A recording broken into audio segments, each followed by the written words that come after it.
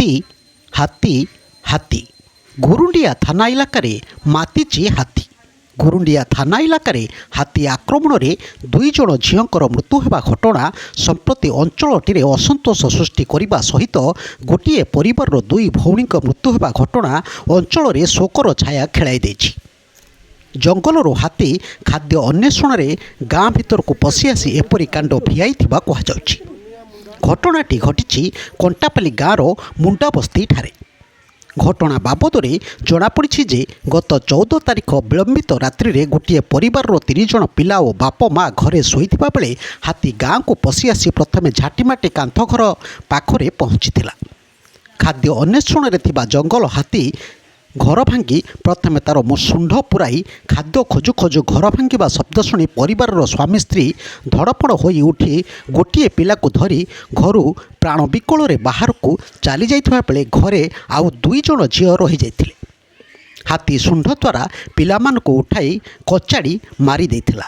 ଘଟଣା ବିଷୟରେ ଖବର ପାଇ ସ୍ଥାନୀୟ ଅଞ୍ଚଳରୁ ଲୋକେ ଜମା ହୋଇଯିବାରୁ ହାତୀ ସ୍ଥାନ ଛାଡ଼ି ପଳାଇ ଯାଇଥିଲା। ମୃତ 2 ଜଣଙ୍କ ନାଁ ହେଲା ସୋନିଆ 12 ବର୍ଷ, ଚାନ୍ଦିନୀ 3 ବର୍ଷ ବୋଲି ପୋଲିସ ସୂତ୍ରରୁ ଜଣାପଡ଼ିଛି। ବାପା ରଞ୍ଜନ ମୁଣ୍ଡା ଏ ବାବଦରେ ପୋଲିସକୁ ଖବର ଦେବା ପରେ ଗୁରୁଣ୍ଡିଆ ଥାନା ଆଇଆଇସି ରାମେଶ୍ୱର ସିଂ ଘଟଣାସ୍ଥଳରେ ପହଞ୍ଚି ଉତ୍ତେଜିତ ଲୋକଙ୍କୁ ବୁଝାସୁଝା କରିଥିଲେ। ଏ ବାବଦରେ 15 ତାରିଖରେ ଏକ ୟୁଡି କେସ୍ ନମ୍ବର 15 ଏକ ମକଦ୍ଦମା ରୁଜୁ କରାଯାଇ ପୋଲିସ ତଦନ୍ତ କରୁଛି। ଦନ୍ତା ହାତୀର ଆକ୍ରମଣରେ 2ଟି ଛୁଆଙ୍କର ମୃତ୍ୟୁ ପରେ ବନ ବିଭାଗ ଘଟଣାସ୍ଥଳକୁ ଯାଇ ହାତୀର ଗତିବିଧି ଉପରେ ନଜର ରଖିଛି।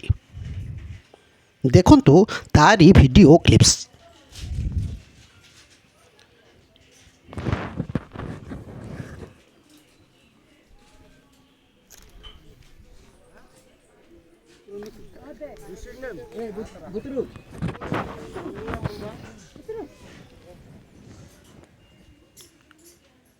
ब्यूरो न्यूज ओडिशा कथा यूट्यूब चैनल को आपण माने देखुचंती।